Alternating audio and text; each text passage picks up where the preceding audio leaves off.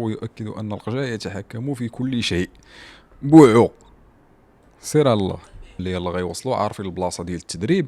الحاجه الوحيده اللي ما كانتش غتوقع ما كايناش في هذاك البيان وهي ديال انهم جاو في واحد الاستقبال ديال الجماهير وما كانش الامن، وجدوا لهم عطاو داك التصريح بانها ما عادش غنوصلوا باش يوقع هذاك الشيء ويتوافق مع البيان ديالو. منابر اعلاميه، بنادم في الزنقه، الهضره د القهاوي، ولكن جهه رسميه رئيس راه لا مشى هادشي تداز طريفه والامور عاديه والدنيا هانيه والسما صافيه، راه مشات الكره. سلم على الكره وخاصه الكره الافريقيه، ما هادشي هذا راه ما كاينش في الاوروب. السلام عليكم ورحمه الله الاخوان، تنتمنى تكونوا كاملين بخير وعلى خير. المهم كيف العاده الا كنتي اول مره كتشوفني ما تنساش دير واحد اللايك وسبسكرايب، انت ما تخسر فيا والو، ولكن راه تنفعنا حنا بزاف. علاش؟ باش نبقاو هادشي كامل ليك. دونك ما تنساش واحد اللايك واحد السبسكرايب واحد القليب في لي كومونتير الا عجبك الكونتوني باش يبقى يوصلك الجديد. انت تيبقى يوصلك ديما الجديد، اليوتيوب تيبقى يبروبوزي عليك هاد الفيديوهات الا عجبك الكونتوني ديالهم. تنجمعوا كاع الاخبار والتريندينغ والفايرال، شنو ريج دابا، شنو الناس، شنو اللي كتهضر عليه بزاف، شنو اخر الاخبار، ريلز مخلطين من هنا من هنا، تنديروا الرياكشن. انت تعرف عوض مثلا تبقى تعرف اخبار من هنا او اخبار من هنا، تيجي كلشي في فيديو واحد. وحنا تعاوننا ان الالغوريثم ديال اليوتيوب تيبروبوزينا على جمهور كبر وكبر. علاش؟ لان تتبين لي بان هذا الكونتوني هذا راه عجبني، سكيفي تيقول هذا الكونتوني راه عجب الناس، ارا نبروبوزيه على جمهور كبر وكبر. بون بلا ما نطول عليك ونبقى نتفلسف عليك بزاف، يلا نبداو اون فا كومونسي لو شو. قالوا له هذه هي الكاف والمغرب هي اللي ديسيدي. خوتي رئيس الاتحاد السنغالي دار واحد التصريحات الموقع فوت ميركاتو اقل ما يقال. هذا باين عامل اللكنه ديالو جزائري اللي داوها، نسمعوا واش غايقول. شنو قايل بعدا؟ المعنى الحقيقي تاع عراهم وأكد كل الاتهامات التي ضدهم بأنهم فاسدين. شنو هي هذيك؟ تبع الفيديو الاخر وبارطاجي باش ينتشر على اوسع نطاق. هادشي اللي تيهمك نتا يوصل لاوسع نطاق. نشوفوك اش غتقول فيه. رئيس الاتحاد السنغالي يفضح الكاف والمغرب والقجع بتصريحات خطيرة ستزلزل عرش الكاف، ويؤكد أن القجع يتحكم في كل شيء. بوعو سير على الله عليها راح دير زلزال في الاتحاد الافريقي، وكشف واحد الحقائق تاكدت باللي الكلام اللي كنا نقولوا فيه على القجع وموتسيبي ماشي هكاك برك. السيد اتهم المغرب بالتحكم في الكاف بصريح العباره وبالادله، ماشي هكاك برك، ساو تبع الاخر. قال لهم الحكايه بدات معنا مباشره كي وصلنا لمحطه القطار تاع الرباط، وين لقينا روحنا في وسط الجمهور بلا حتى حمايه ودايرين 4 بوليسيه برك، وين تشوكينا ما كناش كامل نستناو استقبال كيما هذاك. من بعد عيطوا لي قالوا لي بلي حطونا في نفس مركز التدريبات اللي يدرب فيه المنتخب المغربي واللي كان فخم بزاف، وهذا معناه راح نكونوا مكشوفين بما انه ديالهم. احنا رفضنا هذا الشيء، وهذه الجايه اللي قالت لهم ارقدوا. كي تلاقى بلقجع وسقسا علاش درتوا لنا هذاك الاستقبال الكارثي وحطيتونا في نفس مركز التدريبات ديالكم، ايماجيني واش قالوا هذه هي الكاف صديقي. على بالك واش معنات هذا التصريح؟ كارثه وخلاص. تخلعت واقيل. اروح تسمع الاداء والامر. عبد الله يفار قال لهم كي شفت الامين العام للكاف موسيغو اومبا، قالوا علاش ما ديفونديتوش علينا، علاش خليتونا نكونوا في هذيك الاوضاع الكارثيه في الاستقبال. تخيل واش قالوا المغرب هي اللي دارت كذا وهي اللي قررت كذا وهي اللي عملت كذا. كارثه وخلاص. اعتراف صريح باللي الكاف راهي في يد القجع، وهذا الكلام يخليك تستنتج ثاني علاش الكاف ما هنأتش السنغال باللقب، وعلاش ما طولهمش دراهم التتويج، وعلاش فتحوا تحقيق عاجل. هذا كامل باسكو ما كانوش يستناو اي منتخب يدي لا كوب دافريك من غير المغرب، يعني تتويج السنغال شوكاهم، ودوك راهم يوجدوا في عقوبات باش طيحهم ارض. ومن بعد يجي واحد راسو مربع يقول لك لا المغرب ما دارت والو، كانت نزيهه. يا ودي روح يرحم بابك، راه قالها القجع. هذه هي الكاف وهذه هي افريقيا. يا ودي روح يرحم يمك، يا ودي روح يا ودي. شنو قال في الاول ديال الفيديو بالدلائل؟ تيتهم الكاف بالدلائل. فين هي الدلائل؟ سمعتها هضرانه شفاوي. فين هي الدلائل؟ هذيك الدلائل كامله اللي قال في التصريح راه ضده ماشي معاه. راه جينا نتحاكموا مثلا لواحد الناس محايدين، راه يقول لك الدلائل انت اللي تعطيني فيها راه ضدك. اول حاجه جداك تخرج تصريح بان الفريق ديالي ما عادش غيوصل للمحطه الفلانيه. ثاني حاجه ماشي المغرب ولا الجامعيه اللي مسؤوله على التنظيم، الكاف اللي مسؤوله على التنظيم. وريني شي فرقه من اللي بدات الكوب دافريك وهي تتنقل من ملعب لملعب. نتوما راه عندكم الزهر بقيتو في طنجه حتى الفينال عاد باش جيتو الرباط. وريني شي فرقه كانت تتنقل الجامعه ديالها من الدوله ديالها خرجوا واحد البيان ولا واحد التصريح بان راه غيوصلوا للمدينه الفلان فلانيه في المحطه الفلان فلانيه مع الوقت الفلان فلاني. علاش دونك انت تتقلب على خزيت؟ دونك هذه شي حاجه، شي نيه مسبقا انت مبيته تتقلب عليها. ثاني حاجه هضرتي على لوطيل عندك 5 ايطوال، كيفاش جا وسط الضوضاء؟ واش هذا دليل؟ واش هذه شي حاجه خايبه درناها لك؟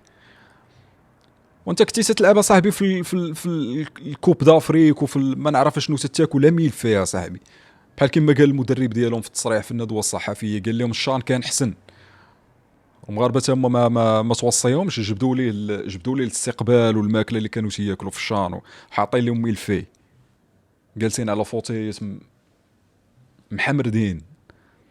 هذه هي الشان اللي تتعرف بها. واخا يكون وسط المدينه اوطيل 5 ايطوال وما عجبكش وبدلناه ليك في البلاصه، دونك علاش تقلب؟ بلاصه التدريب تنتسناو غتقول مثلا واحد البلاصه ديال التدريب خايبه ومحشره وبعيده وما نعرف شنو، الترا مودرن. لا ما مزيانين، شاري الكاف تيتحكموا في الكاف، بغيت يتعداو علينا، علاش عطاونا بلاصه ديال التدريب الترا مودرن؟ وفهمت سطات نسيت تم مولف بتيران محمرد ومحفور وهادشي اللي تتقلب عليه انت ياك، عاد باش نتسماو تهلينا فيك. والمره الجايه في 2028 ان شاء الله، باش ديك الساعه حتى خرجتي واعترضتي وقلتي شي حاجه جات معاك، حتى خاص يتكرفصوا عليك انت عاد باش تقول لي راه مزيانين. ترى العفو صعيب، وهذا تا هو يرحم باباك، ها هو روح لا حول ولا قوه الا بالله. وما تيقولوا شي حاجه الشفاوي، ما كاين لا دليل لا والو، تيبداك في الاول في الفيديو وبالدليل. شنو هو الدليل؟ فلان قال لفلان وفلان قال لفلان، وأنا نجي دابا نقول لك شي فلان قال لفلان وفلان قال لفلان، فين هو الدليل؟ ما نعرف. هذا هو الدليل جبته انا من راسي.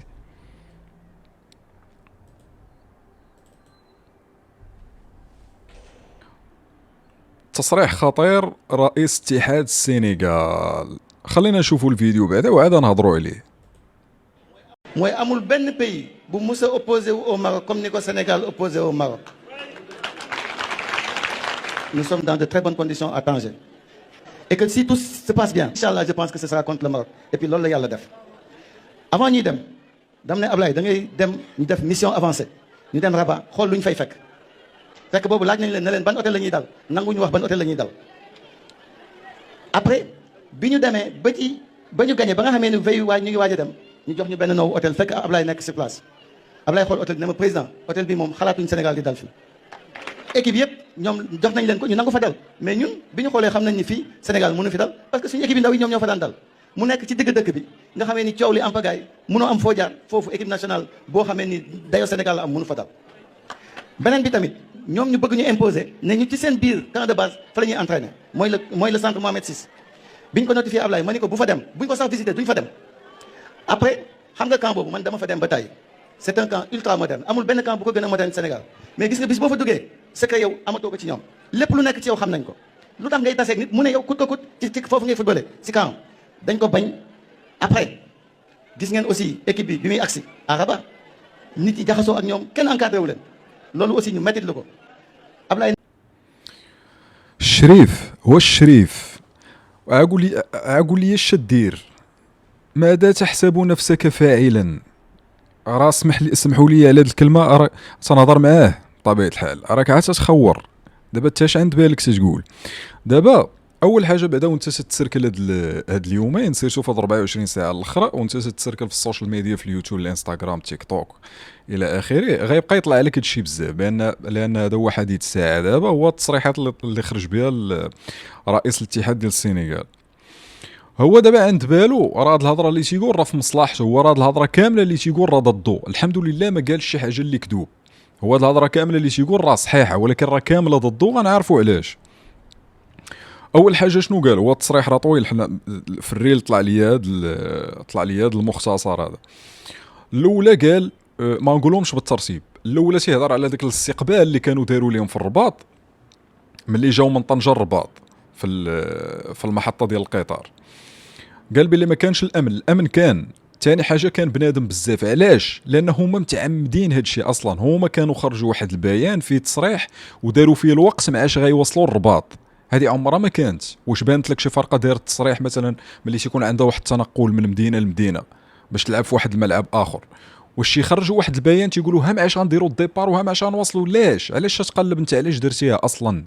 الا وانك كنتي تتوقع ان غيشوفوها الجماهير السينيغاليه ديالك وغيجيو يتعرضوا لك، سي نورمال، غيبغيو يشوفوا اللعابه وانت عندك لي ستار هذه من نكروز، ساديو ماني، جاكسون، صار عندك بزاف ديال اللعابه غيبغيو يجيو الجماهير يشوفوهم ويتصوروا معاهم. سكيفي علاش درتي انت اصلا هذا البيان؟ هذه وحده.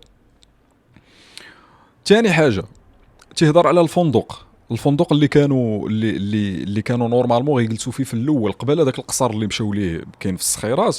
كان في الاول واحد الفندق، اش تيقول الفندق اول حاجه بعدا ما كاينش شي فندق تعطاكم قل من 5 نجوم واخا يكون في السويقه.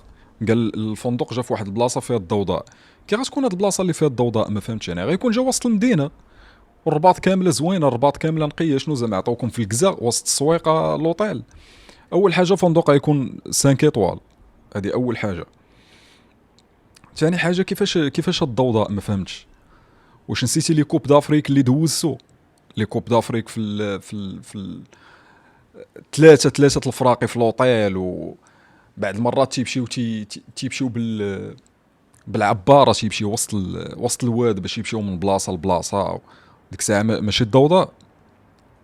شنو قال لهم الظروف ماشي مناسبه. كيفاش الظروف ماشي مناسبه؟ ما فهمتش انايا. فندق 5 ايطوال الظروف ماشي مناسبه بوحدك؟ ولا بالنسبه لكم نتوما الظروف المناسبه هي تكونوا ثلاثه الفراقي في اوطيل واحد؟ ديك الساعه تتزموا ملي تتسالي الكوب دافريك تقول له كلشي داز مزيان و بارفي.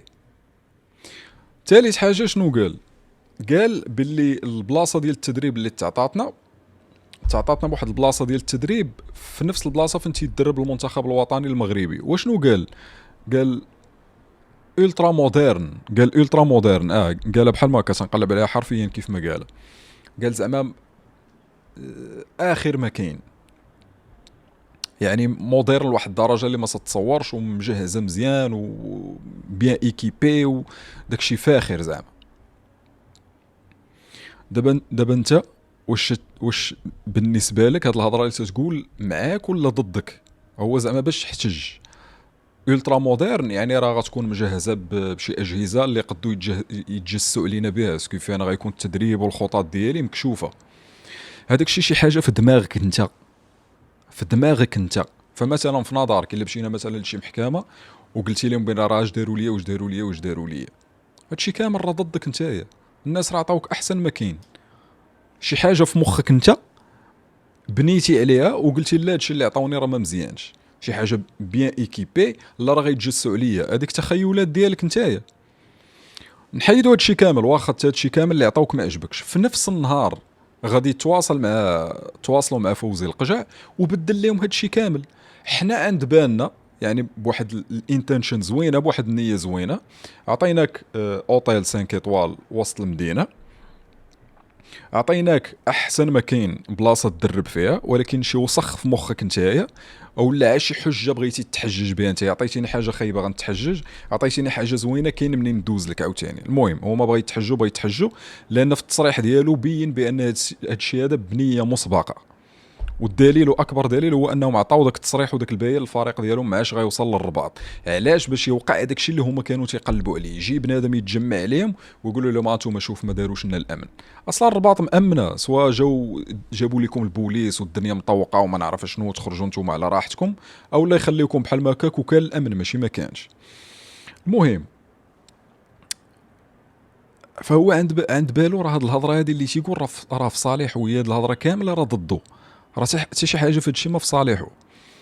ولكن بحال هاد الناس هادو شنو اللي تيخصهم بحال النسخه اللي كانت نظمات في الكاميرون، يلعبوا في الحفاري وملي يمشيو يتحجوا مثلا على شي حاجه بحال الجزائر ملي مشاو تيحتجوا على داك الملعب اللي كانوا غيلعبوا فيه، اش قال لهم ايطو بصريح العباره بحال ما هكا، ولا عقلتوا على ديك المدابزه اللي نوض بوانت مع شي صحفي جزائري ملي جا تيسول فيه في الزنقه، قال لهم لعبوا فيه ولا سيروا في حالكم من الاخر، وما تقوت الحزاره والدلع اللي تنديروا لهم حنايا هو اللي تيخليهم يحلوا فمهم بحال ماك. على المعنى الحقيقي ديال اذا اكرمت الكريم ملكته، واذا اكرمت اللئيم تمرد. راه هي هادي. فين كنا داوين؟ واخا سيدي غلطنا معاكم وعطيناكم داكشي الطوب، وانتوما مولفين بداكشي المحرتك ومولفين بالتبهديل وكامونيين، ولا ما حقركمش الواحد ديال بصح ما تتسماش راه شي حاجه مزيانه. هضروا مع فوزي القجع وبدل لهم هادشي كامل، بدل لهم لوطيل ودام لواحد قصر. راه كان بان لي في الريلز يقدر يجي معانا وحنا تندوزو في الريلز، يقدر يجي معانا اللعاب ديالهم. اللي مارك علينا بابغي هو اللي مارك اللعاب ديال فياريال، صور داكشي انكرويابل. انا ما كنتش نتوقع غيكون حتى لديك الدرجه زوين، اقسم بالله وزدت فقست. يا ربي يجي معانا في الريلز. بدلوا لكم لوطيل،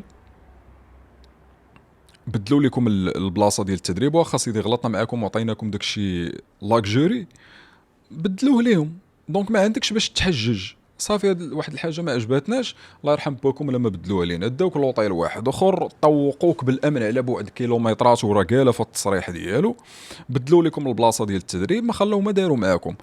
وقال في التصريح ديالو بان هذاك الانسحاب كان متعمد، وبان هذاك التقرير اللي صيفطوا فيه ما عطاوناش لي بيي، ما جابوش لنا الامن في المحطه ديال القطار في الرباط. هذاك الشيء قال في التصريح هذا، الا لقيتوه كامل وتصنتوا ليه، قال باللي حنا كنا موجدينه اصلا قبل ما توقع هذيك الاحداث. يعني سواء وقعات ولا ما وقعاتش، شي حاجه اللي غتوقع راه موجدين، عارفين اللوطيل اللي غيمشيو ليه، ملي يلاه غيوصلوا، عارفين البلاصه ديال التدريب. الحاجه الوحيده اللي ما كانتش غتوقع ما كايناش في هذاك البيان، وهي ديال انهم جاوا في واحد الاستقبال ديال الجماهير وما كانش الامن، وجدوا لهم عطاو داك التصريح بانها ما عادش غنوصلوا باش يوقع هذاك الشيء ويتوافق مع البيان ديالو. المهم هما فضحوا روسهم الرسوم وبينوا بصريح العباره، وخاصه في التصريح ديال التكليخ التصريح هذا.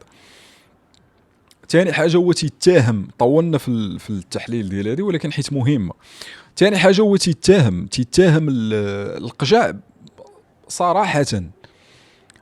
مثلا نقولوا حنا الجيران هما اللي فيهم هاد الفعيل هادو، والمصريين حتى هما تيتهموا القجع، ولكن هذوك اعلام، يعني منابر اعلاميه ما تابعاش لواحد الجهه رسميه، منابر اعلاميه بنادم في الزنقه الهضره القهاوي، ولكن جهه رسميه، رئيس الاتحاد ديال الكره ديال دوله تخرج بشكل رسمي وتتهم بصريح العباره فوزي القجع بانه شاري الكاف وبانه تيتحكم في الكاف. هذه شي حاجه خايبه، هذه شي حاجه اللي خطيره، شي حاجه اللي ضدك، ماشي في صالحك انت. دونك كان عندهم امال واحد، وهو انه ذاك الانسحاب يتعتبر شي حاجه عفويه بحكم ديك العصبيه وداك الاحساس اللي حسوا به، دوك المشاعر فينال، وحسوا بانهم ظلموا تحكيميا. هذه هي الحاجه الوحيده اللي كان ممكن تدافع عليهم بها الكاف، هما حيدوها عليهم وما عطاو الكاف حجه بان لا داكشي كامل درناه متعمد. يعني متفقين بيناتهم اي حاجه توقع شي حاجه بحال ما هكا ولا هكا انسحب.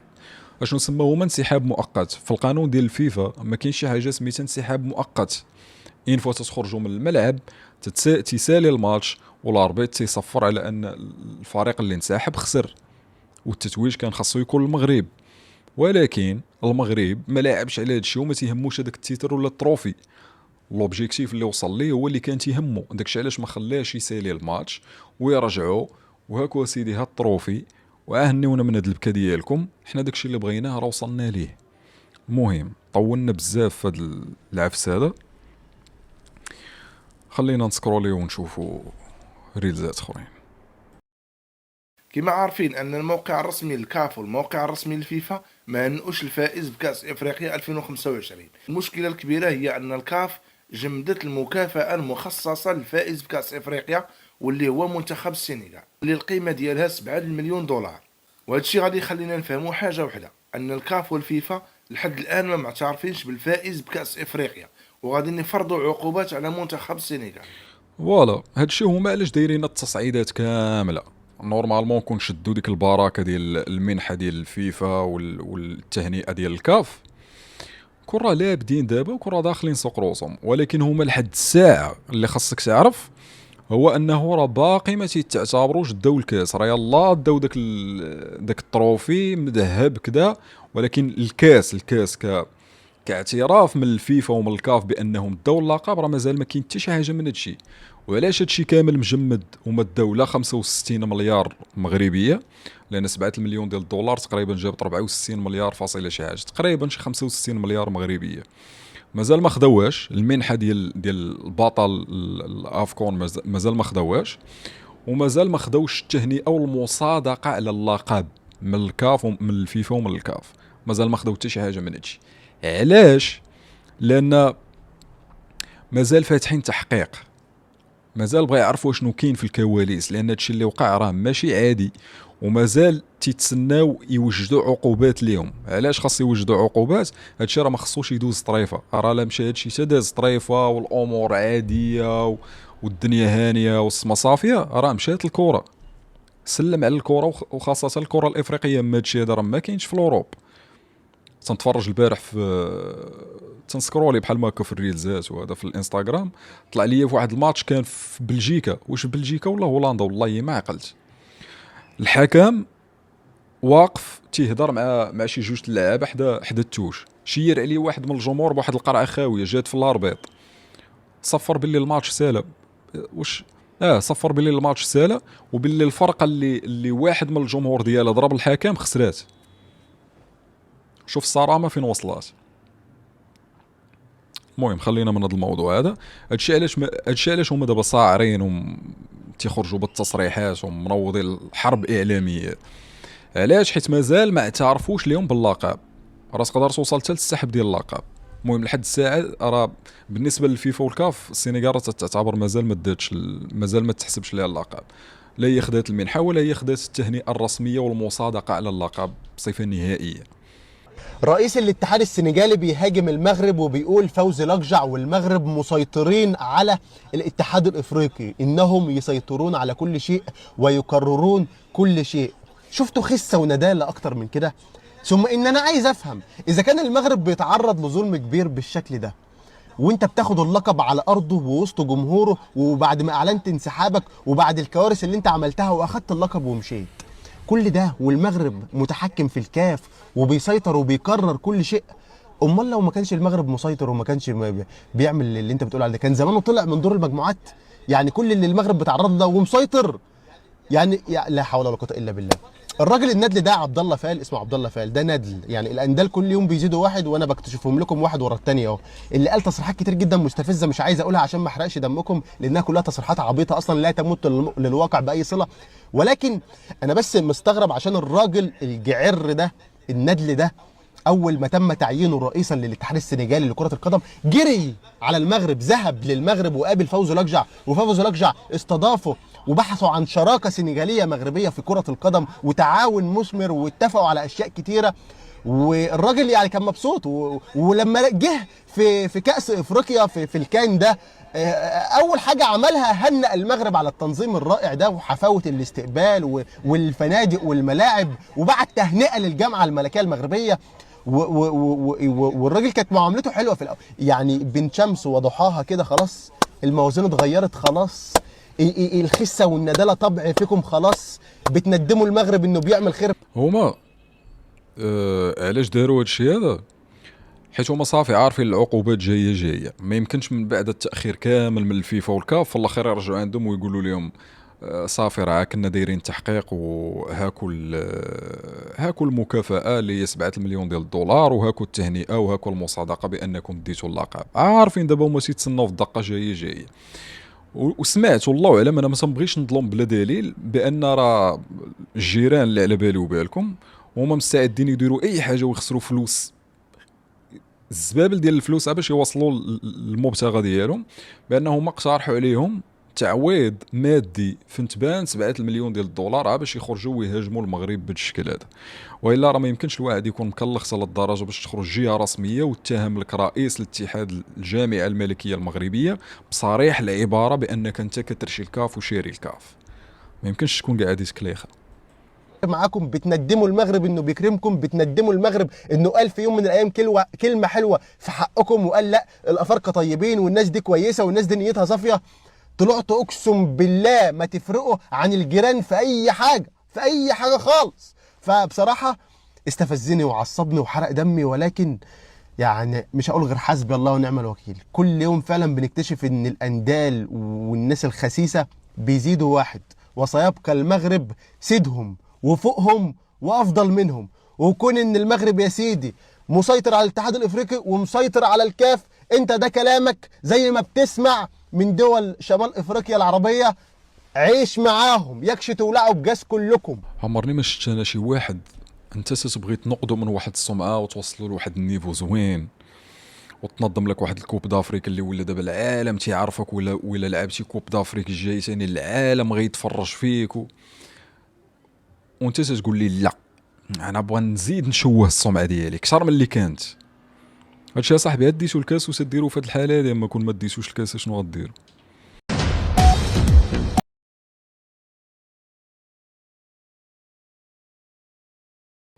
شنو هي هادي؟ نضاله حكم الفينال دار تقرير كحل ما فيه ما يتشاف، تقرير يدوخ الكاف على المنتخب السنغالي. قال باللي السنغاليين ما بغاوش يكملوا الماتش، والمدرب قالها بالحرف غنساحبوا. وساديو ماني وإدريسا غانا جاي إدريسا غانا جاي تفوهوا بكلام خايب في حقه، وقال حتى كان غيصفر نهاية المباراة من بعد ما دازت 15 دقيقة، ولكن ما بغاش يطيح الفينال ويخرب العرس الكروي. هاد التقرير غادي يشرشم الاتحاد السنغالي وغادي يخربق الكاف حتى لودنيها. هاد الهضره قولها لهاد الدري اللي سمعنا دابا ديال هاد الجزائري، يا يما رواح قول لي هاد الهضره هادي علاش هما فتحوا تحقيق عاجل حقا، حيت ما كانوش يتوقعوا شي فرقه غدي الفينال من غير المغرب. لا خويا، فتحوا تحقيق على هاد الهضره هادي اللي قالها الحكم على الانسحاب، على الاعتراف بالانسحاب، على 15 دقيقة دازت، على تخريب العرس الكروي، على الهضرة اللي تقالت في حق الحكم، على جوج نورمالمون ساحبوا بلا اذن الحكم في قانون الفيفا خاص ياخذوا صفرة وهما ديجا عندهم افيرتيسمون نورمالمون كانوا خاصو يخرجوا جوج بحمراء، هما اللي كانوا خاصو يلعبوا جوج ناقصين ماشي حنا اللي لاعبين واحد ناقص. وروينا هادشي علاش فتح التحقيق عاجل. يا يما رواح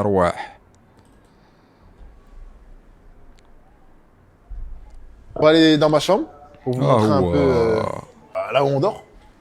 J'espère qu'on va aller. Parce غنعاودو من que... الاول حيت كنت محيد الصوت C'est على frais. الكوبي رايت. On va aller dans ma chambre pour vous montrer un peu là où on dort. J'espère qu'on va aller parce que il fait frais, il fait pas beau, et puis on n'est pas là pour aller à la piscine. Vous avez vu la déco? Franchement, j'aime beaucoup. Bienvenue, welcome. Chaque joueur a son image devant sa porte. Dans la chambre de Mouridiao, Antoine Mendy, les deux plus grands mangeurs de l'équipe. Et là, on a ma chambre. J'espère qu'elle est rangée. J'espère qu'elle est rangée. ما Vous devez enlever No vos chaussures à comments. l'entrée. Pape Gueye vous montre sa chambre pendant la CAN 2025. سير الله. Là, je gueule. Belle suite. Toujours la déco. Donc voilà, on a un petit canapé, un petit bureau, au cas où on veut travailler un peu. En plus, on a la vue sur le stade. Hein. On a la vue sur le stade. J'ai aperçu ça le premier jour que je suis arrivé ici. Salut à tous, j'espère que vous allez bien. Aujourd'hui, je vais vous présenter un peu notre camp de base, donc suivez-moi. Let's go. شنو بالك؟ وبيرسونالايزد، كل واحد عنده الغرفة مخصصة ليه بالتصيورة ديالو في فوق الناموسية. لا نسيت، خص يكون كاس افريقيا صاحبي، تا هذا راه كاس العالم صاحبي، تا ما مزيانينش هادوك صاحبي.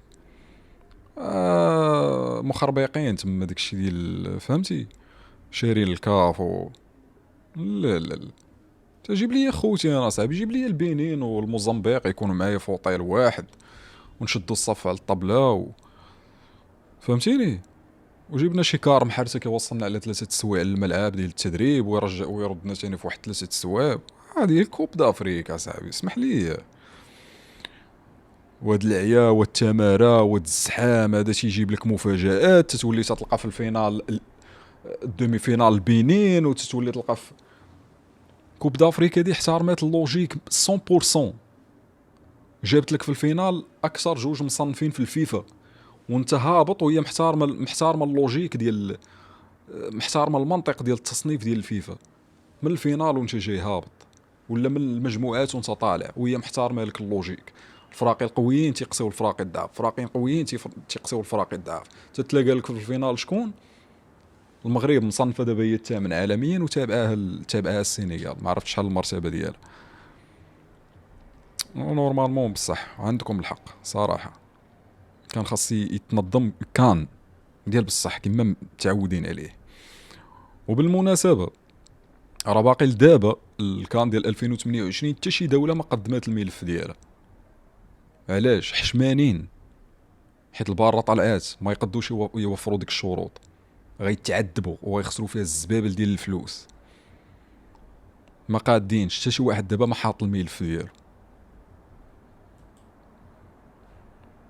يلعبوا الشطرنج مع المغرب،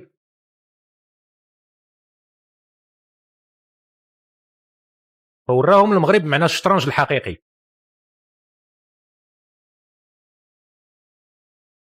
وإلا كنتي باغي تلعب على هاد الورقه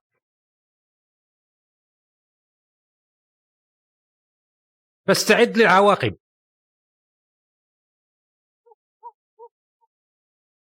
لأن من بيته من زجاج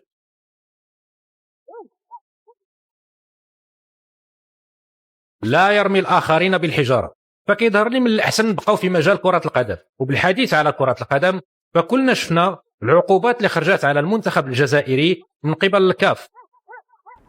العقوبات ديال الجزائر من الكاف، العقوبات الرياضيه بالزربه: لوكا زيدان ايقاف مباراتين تصفيات كاس الامم الافريقيه 2027، رفيق بالغالي ايقاف 4 مباريات منها مباراتان مع وقف التنفيذ تصفيات كأس الأمم الإفريقية 2027. العقوبات المالية: $100,000، $5,000 سوء سلوك من الفريق، 4 البطاقات الصفراء، $25,000 سلوك غير لائق من اللاعبين والمسؤولين، $5,000 استخدام الشعلات النارية، $5,000 أخرى إلقاء المقذوفات، $10,000 عدم الالتزام بإجراءات السلامة، $50,000 إيماءات مسيئة للحكام. أودي ما عندنا ما نديرو بهم هذا، يعطيهم ولا ما يعطيهمش هذاك الشيء يرجع لهم. حنا اللي مهم عندنا هو العقوبات ديال السنغال، ماشي لينا. ما عندنا ما نديرو بالكاس، ما تسحبوش ليهم سيدي الكاس، تعطيهم حتى ديك المنحه عطيوها ليهم حنا باش هادشي ما يتعاودش، وماشي ديك ليماج اللي بغينا نبنيو حنا على الكره الافريقيه تجيو نتوما تريبوها. هادشي اللي كاين. سير. لكن واش هاد العواقب كافيه؟ طبيعه الحال لا، لانه الى عرفنا حجم التحفيزات اللي كتقدم للاعبين ديال كره القدم لاي منتخب، بالاضافه الى الاجره ديال المدربين، ويلي الركراكه، فغادي نفهموا ان هذا المبلغ ديال $100,000 فهو مبلغ اللي تافه، لان تعويضات اللاعبين واجور المدربين كتجاوزها بشكل كبير. وإلا جينا نهضروا على الايقافات ديال اللاعبين ديال المنتخب الجزائري اللي من بينهم زيدان، فهذا الايقاف ما كيتجاوزش مباراتين، وكأن اللاعب حصل على بطاقه حمراء واحد المباراه عاديه.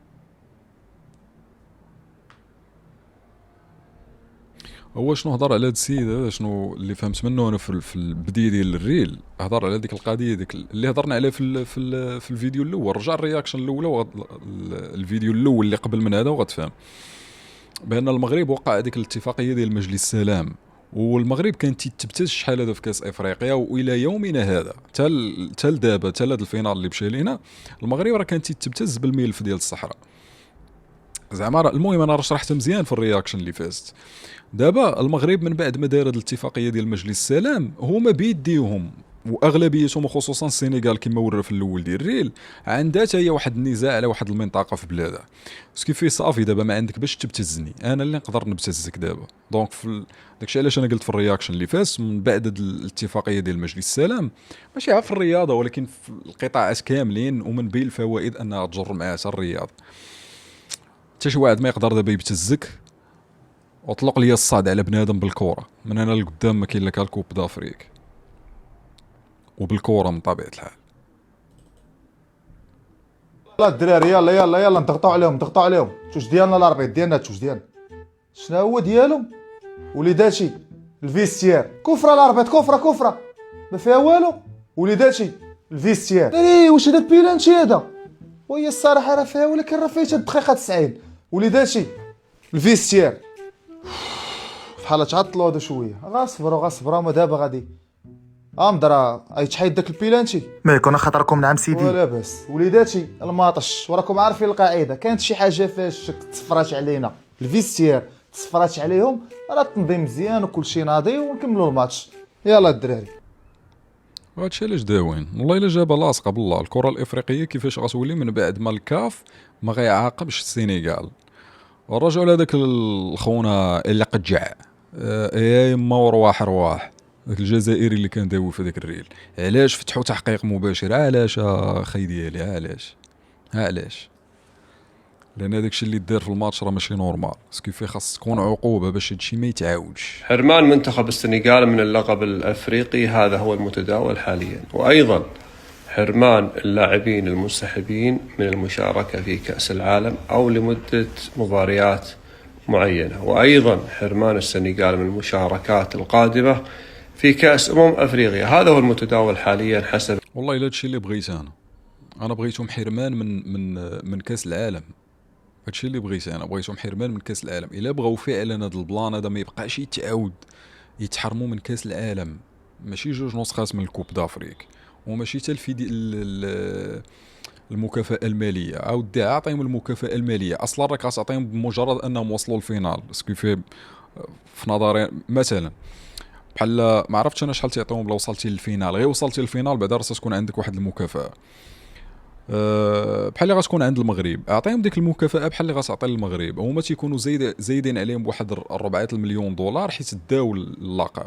سكيفي ماشي ما تعطيوهاش ليهم كامل، اعطيهم ديك المكافاه ديال الفينال، وتقدر ما تعطيهمش ديك الساعه ديال انهم داو اللقب. يعني كيفاش غنسميوها، كاعتراف منك بانهم ما داوش، ما تيتسموش داو اللقب. ولكن لا بغيتي هادشي ما يتعاودش، وهو انهم خصهم يتحرموا من كاس العالم. تقدر تحرم منتخب كامل بان منتخب ماشي اللعابه ما غيمشيوش هاد اللعابه وغيمشيو لعابه اخرين حيت هاد اللعابه هما اللي انسحبوا. لا، عاقب الدوله المنتخب الاتحاد كامل ما يمشيش لكاس العالم. لان ما تنظنش انا لا درتي هاد العقوبه هادي واش كاين شي منتخب اخر غيزعم يدير شي تصرف بحال ماك. نكملوا الريل.